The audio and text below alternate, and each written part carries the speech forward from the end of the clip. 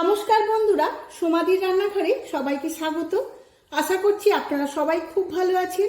অন্যদিনের মতো আজও একটি দারুণ রেসিপি নিয়ে চলে এসেছি।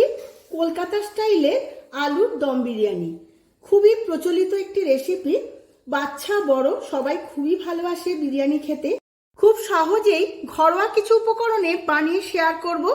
তার জন্য সম্পূর্ণ ভিডিওটি দেখতে হবে। আমার চ্যানেলে নতুন বন্ধুদের কাছে অনুরোধ, আমার চ্যানেলটিকে সাবস্ক্রাইব করার জন্য আর পাশে থাকা বেল আইকনটি প্রেস করে রাখবেন, যাতে আমার সমস্ত রান্নার নোটিফিকেশন সবার আগে আপনাদের কাছে পৌঁছে যায়। আর ফেসবুক বন্ধুদের কাছে অনুরোধ, পেজটিকে ফলো করার জন্য। চলুন দেখে নেওয়া যাক রেসিপিটি।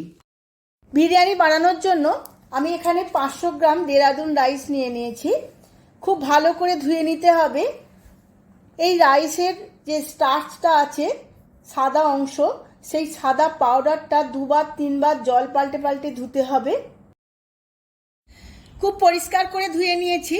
এবার জল দিয়ে 1 ঘন্টা ভিজিয়ে রেখে দেব। এখন একটা কড়ায় তেল বসিয়ে দিয়েছিলাম, তেলটা গরম হয়ে গেছে।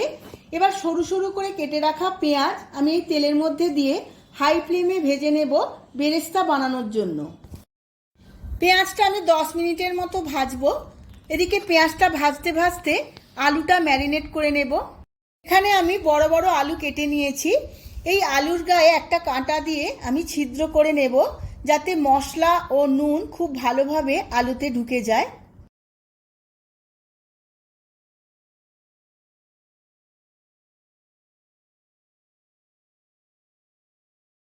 সমস্ত আলুগুলো ছিদ্র করা হয়ে গেছে। এবার এর মধ্যে দিয়ে দেব স্বাদ মতো নুন আর দেব কেশরী রং। নুন আর কেশরী রং খুব ভালো করে আলুর মধ্যে মাখিয়ে নিয়ে 10 মিনিট রেস্টে রেখে দিতে হবে।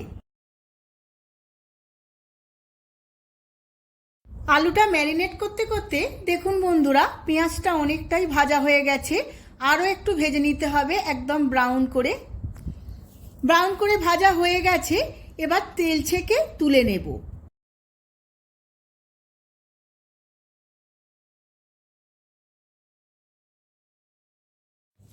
আলুগুলো 10 মিনিট রেস্টে রাখা হয়ে গেছে। এবার এই পেঁয়াজ ভাজার তেলে আলুগুলো রাঙা রাঙা করে ভেজে নেব। এবার গ্যাসের ফ্লেমটা লোতে রেখে আলুগুলো খুব ভালো করে উল্টে পাল্টে ভেজে নিতে হবে, যাতে 50% সেদ্ধ হয়ে যায়। এখন একটা পাত্রের মধ্যে 3 চামচ আদা রসুন বাটা নিয়ে নিয়েছি।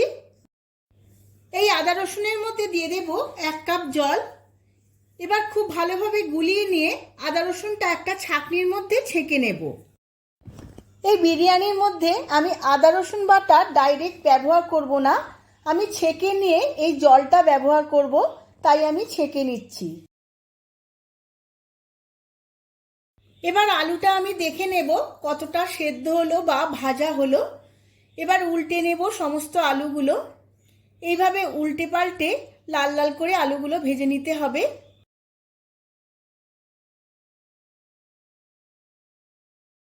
আলুগুলো সম্পূর্ণ ভাজা হয়ে গেছে। এবার তুলে নেব।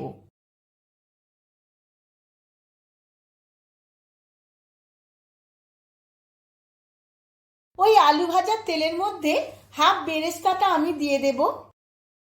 আর দেব আদা রসুনের জল, যেটা আমি আদা রসুন থেকে ছেঁকে নিই।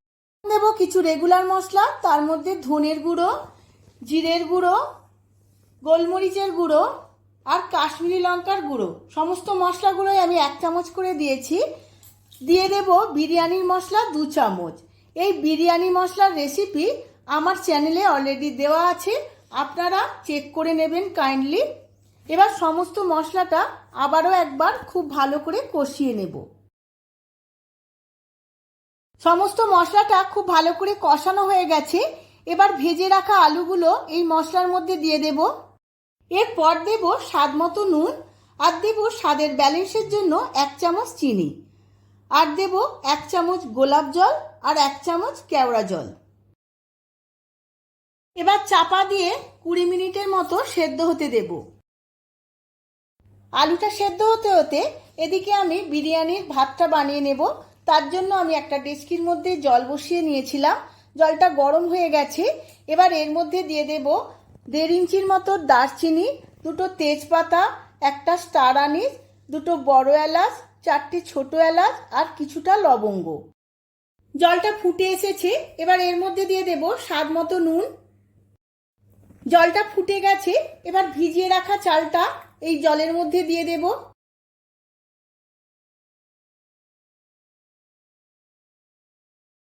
চালটা তুলে দিয়ে একবার ভালোভাবে নাড়িয়ে নিতে হবে, না হলে নিচে বসে যাবে। এবার এর মধ্যে দিয়ে দেব 1 চামচ সাদা তেল। সাদা তেল দিয়েও খুব ভালোভাবে মিশিয়ে নেব। এদিকে আলুটা আমার 70% সেদ্ধ হয়ে গেছে। এবার এর মধ্যে দিয়ে দেব 50 গ্রামের মতো টক দই। টক দইটাও আমি খুব সুন্দরভাবে এই গ্রেভির সাথে মিশিয়ে নেব। টক দইটা খুব সুন্দরভাবে গ্রেভির সাথে মিশিয়ে নিয়েছি। এবার চাপা দিয়ে আরও 2-3 মিনিট রান্না করে নিতে হবে। আলুটা আমার সম্পূর্ণ রান্না হয়ে গেছে, এবার নামিয়ে রেখে দেব। এবার ভাতটা দেখে নেব কতটা সেদ্ধ হয়েছে। ভাতটা আমার 70% সেদ্ধ হয়ে গেছে। এবার ভাতের ফ্যানটা আমি ঝেড়ে নেব। বিরিয়ানিটা দমে দেওয়ার জন্য একটা অন্য পাত্র নিয়ে নিয়েছি। প্রথমে এই পাত্রের মধ্যে রান্না করা আলুটা সবটাই দিয়ে দেব। এবার আলুর গ্রেভি এবং রোগানটা আমি ছাঁকনিতে করে ছেঁকে দিয়ে দেব।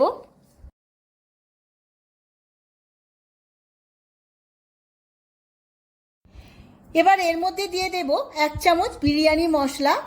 যেহেতু গ্রেভির সাথে বিরিয়ানি মশলা দেওয়া ছিল, তাই এখন অল্প করেই দেব। এবার দিয়ে দেব সেদ্ধ করে রাখা ভাতটা। ওপর থেকে আমি অর্ধেক ভাত এর মধ্যে দিয়ে দেব। ভাতটা সমস্ত আলুর মধ্যে খুব ভালোভাবে ছড়িয়ে দিতে হবে। এবার এর মধ্যে আবারও দিয়ে দেব 1 চামচ বিরিয়ানির মশলা, আর দেব স্বাদ অনুসারে নুন, দেব স্বাদের ব্যালেন্সের জন্য অল্প একটু চিনি। 1 কাপ দুধের মধ্যে কিছুটা জাফরান আর কিছুটা কিশোরী রং আমি মিশিয়ে রেখেছিলাম।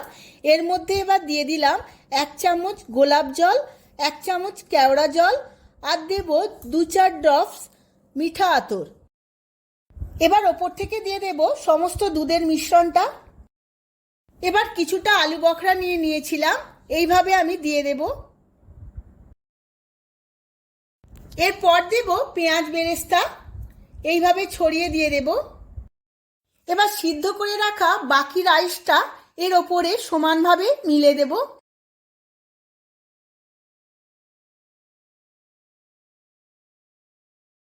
এবার এর ওপরে দিয়ে দেব কিছুটা পেঁয়াজ বেরেস্তা, আর দেব 1 চামচ বিরিয়ানির মশলা, আর দিয়ে দেব সামান্য একটু নুন। যেহেতু ভাতটা সেদ্ধ করার সময় আমি নুন দিয়েছিলাম, বা আলুটা রান্না করার সময় অল্প একটু নুন দিয়েছিলাম, তাই নুনটা আমি খুব অল্প পরিমাণেই দিলাম।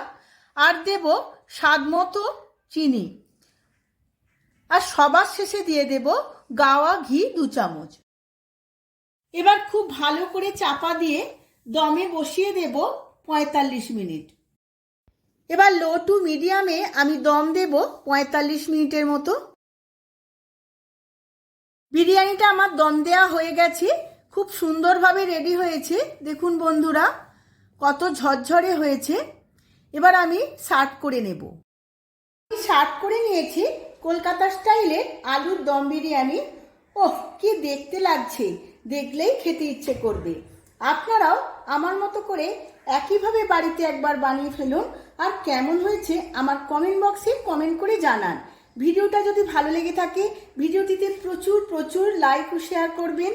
আবার দেখা হবে অন্য একটি ভিডিওতে আরও অনেক অনেক নতুন রেসিপি নিয়ে। ধন্যবাদ।